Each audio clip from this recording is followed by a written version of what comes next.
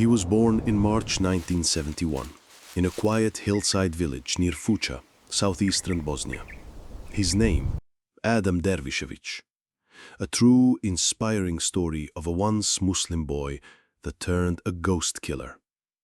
He grew up in a simple home of wooden beams and Quranic murasses on the wall. His father, a carpenter and mu'adhin. His mother, a woman of silent strength, wore her faith modestly like her hijab.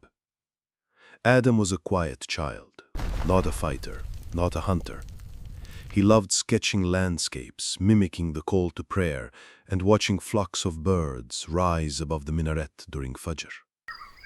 Life was normal until it wasn't. In April 1992, the Bosnian War broke out. Fucha, once peaceful, became a hellhole of ethnic cleansing. Adam was 21. One night, he came home to smoke, screams, and silence. His father had been shot trying to protect the masjid.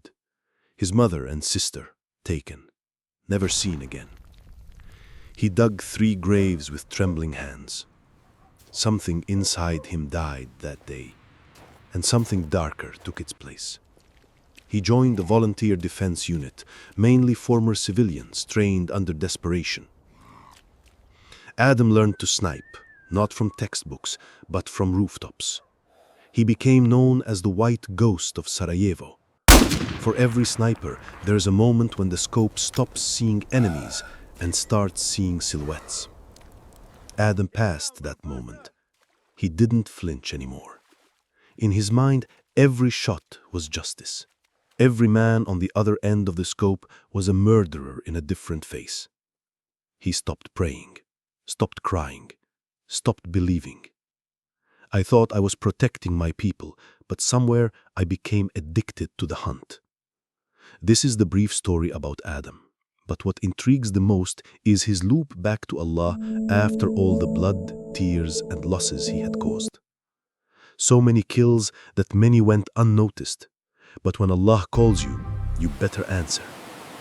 In early 1995, during a sniper mission near a hospital ruin in Sarajevo, he spotted a figure, a woman, covered in dust, injured, barely walking, but holding a Qur'an close to her chest. She wasn't running. She wasn't afraid. She stood still and lifted her hands in dua. Through the lens, he saw something that shook him more than any bullet. Her lips moved. Her tears fell. She looked at him, as if she knew. He froze. For the first time in 2 years, he didn't shoot. After the Dayton Accords ended the war, Adam vanished. No medals. No reunions, no answers. He wandered for months, plagued by guilt. He drank, cursed, slept on floors, heard voices. Faces of the dead haunted his dreams. Until one night, in a worn-out masjid in Travnik, he collapsed at the doorsteps.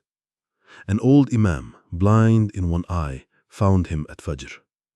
He said, "I know that smell. It's war. But the heart that brings it to a masjid is seeking more than rest." Adam stayed with Imam. He listened, cried, fought the nightmares. He picked up the Qur'an the woman once held in his memory and began reading it. One verse broke him. "Say, O my servants who have transgressed against themselves, do not despair of the mercy of Allah." Surah Al-Zumar 39:53. That night, Adam prayed for the first time in 7 years. His first sujood lasted almost 30 minutes. He said, "I didn't know what I was saying. I just kept whispering, 'Forgive me,' even if I don't deserve it." He traveled to Istanbul, then Cairo, enrolling as a mature student at Al-Azhar University. It was not easy. His Arabic was broken. His past was heavy. But his intention was pure. Adam never asked to lead. He only asked to be cleansed. His story is one of many, examples of all those who have despaired. It's not a proud story to tell, but a great reminder. After his completion and graduation, Adam went back to Bosnia to live a straight life. But the past is always with us. Once he said, "Some of the people I killed will testify against me on the day of judgment. But I pray that one of them, maybe just one, will say, 'Ya Allah, he changed, he cried for me, he lived to undo what he did.'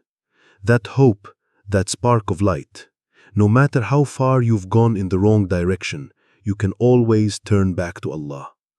From soldier to seeker, from sniper to student of knowledge, from killer to caller.